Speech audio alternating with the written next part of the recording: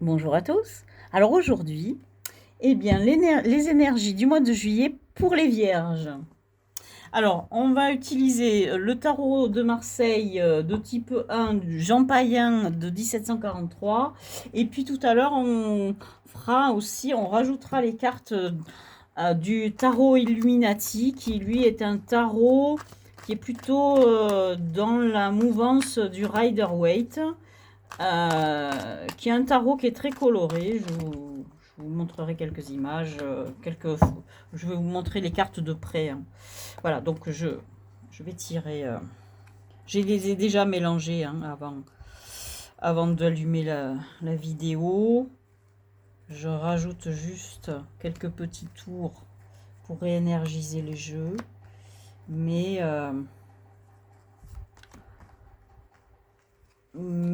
elles ont déjà été mélangées, toutes ces cartes, hein. Voilà.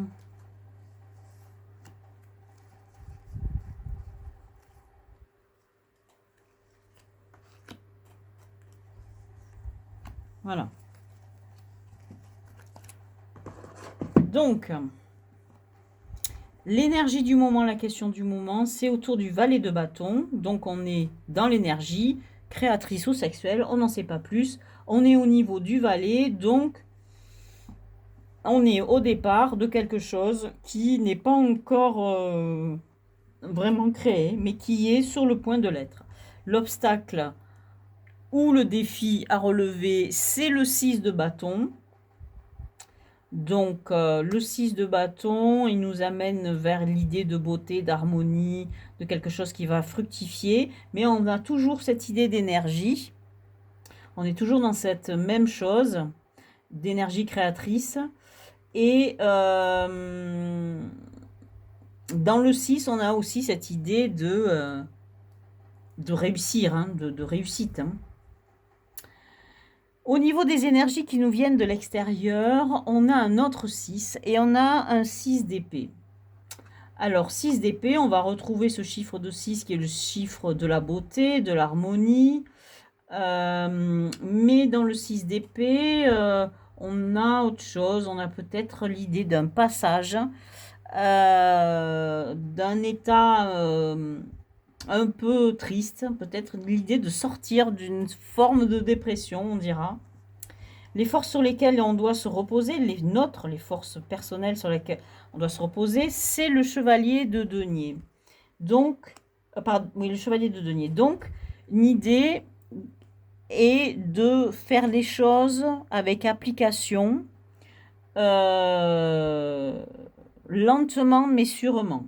Donc, voilà ce qu'on vous dit pour l'instant. L'énergie centrale du jeu, c'est le pape. Alors le pape, c'est la carte de la foi, c'est la carte qui nous présente le lien entre le monde terrestre et le monde céleste. C'est une carte aussi d'enseignement, puisque le pape, là, à ses pieds, il a deux moines, deux moinillons, on voit leur tonsure, hein. Donc il y a une idée peut-être d'enseigner quelque chose, une idée d'enseignement spirituel peut-être, l'idée aussi d'avoir la foi et d'une peut-être progression sociale, on va voir, ou d'un engagement. Ici, dans la vie affective, vie sentimentale, qu'elle soit familiale, amicale ou en couple, on a un 10 d'épée. Un 10 d'épée qui nous indique deux choses. Une sorte de... On est dans le mental avec les épées. Une forme de savoir, de sagesse, mais on n'est pas du tout dans quelque chose qui est lié au couple, qui est lié au sentiment et à l'affection. On est vraiment à fond dans le mental. Comme on n'est pas dans le Rider-Waite, on n'a pas de souffrance, de notion de souffrance dans ces épées-là pour l'instant. C'est tout ce qu'on peut dire ici. Et au niveau du travail ou de la vie sociale, on a le soleil.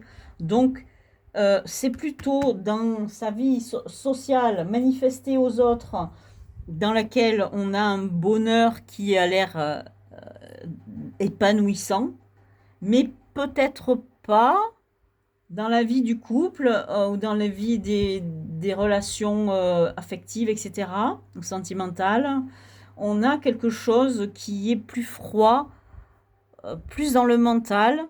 On n'a pas trop de sentiments dans ces cas-là. On n'a pas d'émotions.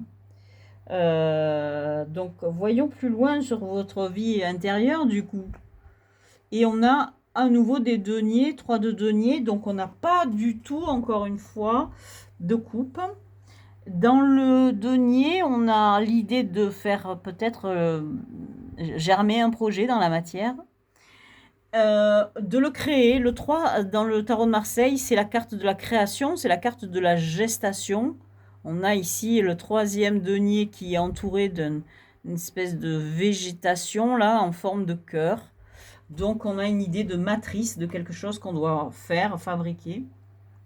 Le 3 c'est la création, d'où l'impératrice est en 3. Hein. C'est la carte de la création, de la créativité, de la gestation, de l'abondance.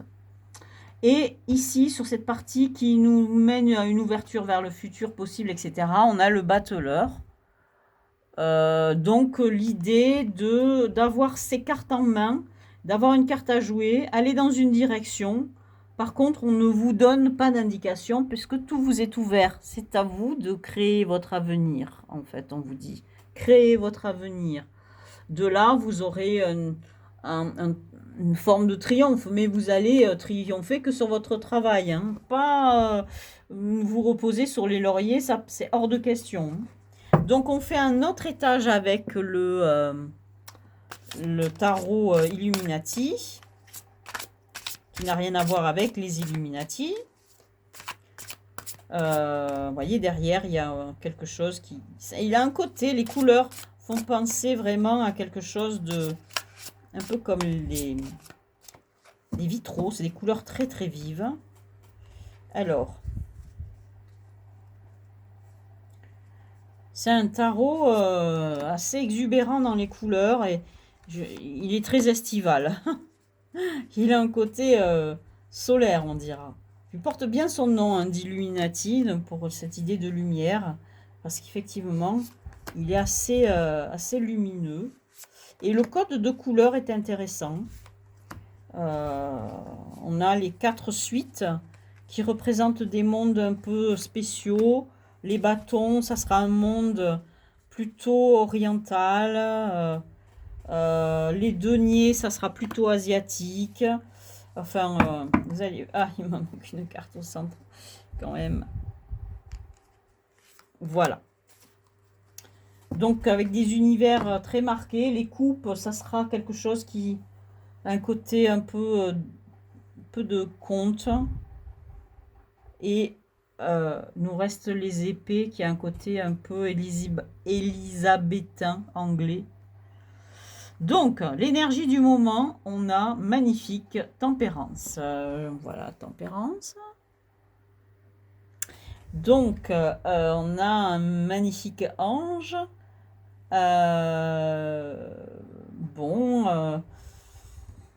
On a cette énergie créatrice qui est là.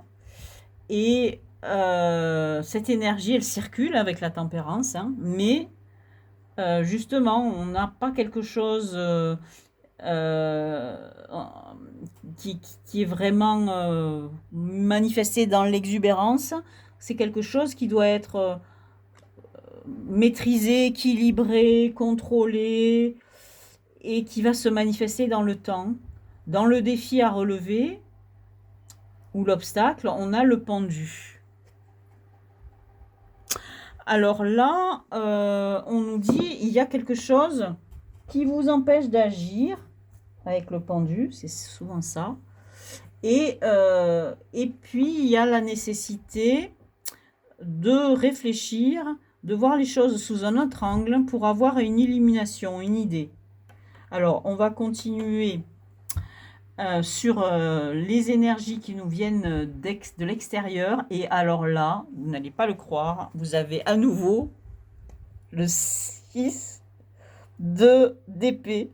Donc vous avez 2 6 d'épée dans ces énergies extérieures. Donc les tarots, ils insistent. Hein. Ils disent non mais, vous n'avez pas compris là. Sauf que là, celui-ci, c'est effectivement celui du Rider-Waite. Donc, on a cette femme sur ce bateau qui s'en va. Elle a une petite fille avec elle. Et cette carte vous dit, vous allez devoir peut-être repartir, peut-être déménager. En tout cas, c'est une énergie qui vous pousse à aller vers un ailleurs. Et symboliquement, c'est la carte qui vous dit que vous devez partir et laisser votre dépression derrière vous. C'est une carte de guérison en fait. Mais contrairement aux 4 d'épée où vous êtes passif, là dans le 6 d'épée, vous n'êtes pas passif, vous partez, vous passez. Il y a un passage, vous allez vers d'autres lieux. Donc cette sortie de dépression, on dira, cette élévation du coup, elle se fait naturellement, mais elle se fait sûrement. Alors, est-ce que vous allez déménager ou pas concrètement? Ça, on ne sait pas, mais il y a cette idée de voyager, de partir. Alors, l'énergie sur laquelle vous allez devoir vous appuyer, une énergie qui vous est propre, c'est celle du 8 de bâton. Donc là, on a quelque chose de contradictoire, hein, quelque part. Hein.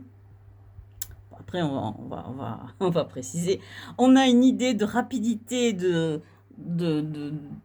trucs qui fusent à toute vitesse avec le 8 de bâton, et au contraire, on a un chevalier de denier qui, lui, marche, il fait son petit chemin très lentement, pas à pas, sûrement. En fait, ce qu'on nous dit, c'est que oui, vous allez devoir avancer lentement, sûrement, pas à pas, faire chaque pas sûr. Mais avec ce 8 de bâton, on nous dit que peut-être vont se manifester à vous des synchronicités, des signes, des choses.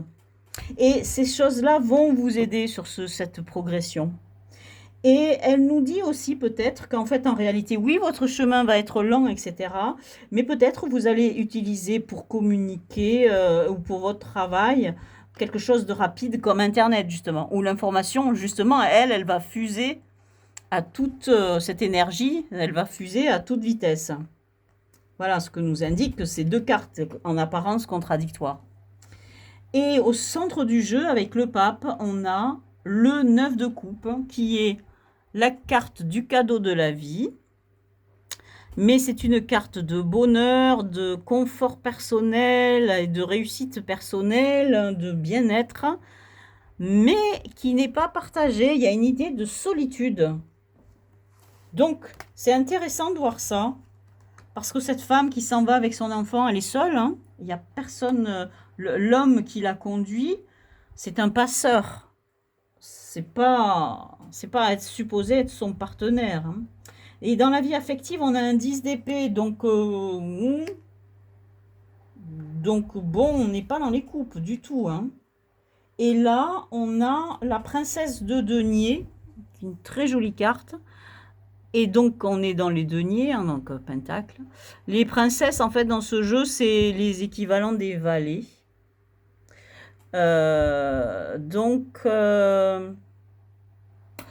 Entre les deniers, qui peuvent représenter l'argent, en tout cas qui représentent le matériel, les choses concrètes, et les épées, on n'a vraiment pas de coupe. Donc, au niveau sentimental, au niveau des relations affectives, familiales, amicales, etc., il y a peut-être des questions d'argent au milieu de tout ça, pour les vierges. Dans le travail, on a quoi avec ce soleil? On a le 8 de pentacle. Alors, dans le travail, eh ben, on a le travail. On nous indique que oui, vous avez beaucoup de travail. Vous devez d'ailleurs beaucoup travailler. Mais vous êtes chapeauté par cette carte du soleil qui vous dit que oui, vous avez une espèce de chance. Vous, votre chance, vous l'avez dans le travail, c'est ce qu'on vous dit.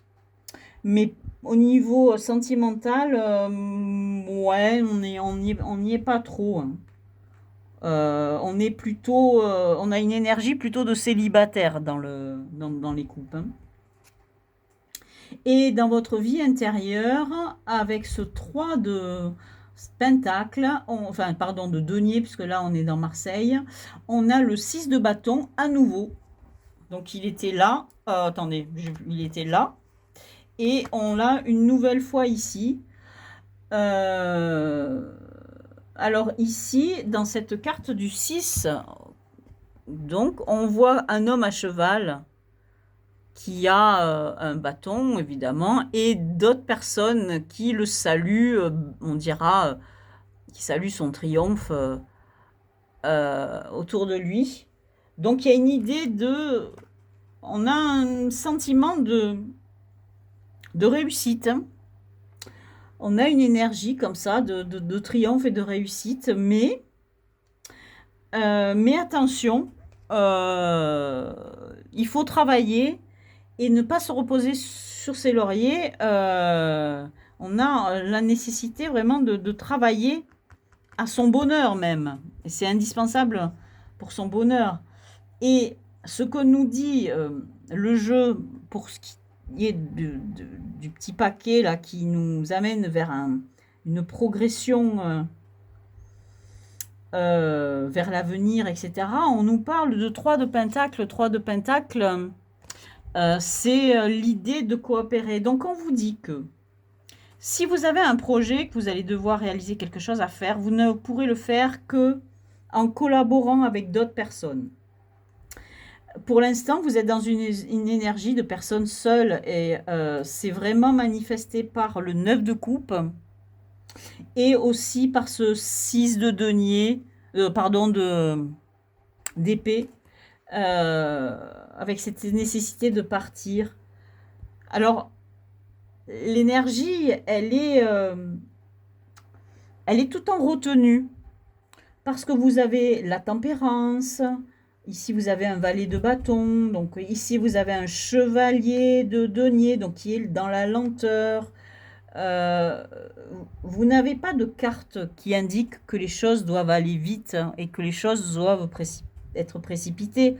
Non. Et d'ailleurs, vous avez le pendu qui indique que vous avez quelque chose qui vous empêche d'agir.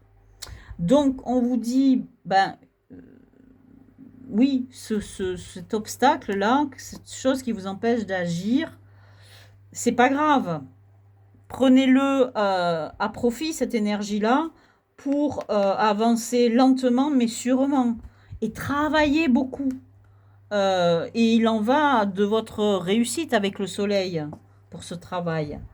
Il est question de faire naître quelque chose dans la matière, hein.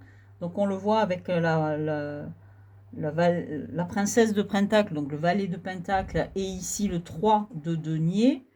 Il y a quelque chose à faire. Vous devez vous engager quelque part pour retrouver un équilibre intérieur. Mais je ne vois pas de choses qui soient liées à votre couple. Alors, il n'y a pas apparemment, je dirais, de problème. Il y a juste quelque chose qui est très matériel. Ce 10 d'épée, il est peut-être ambigu. Alors, il indique une fin de cycle.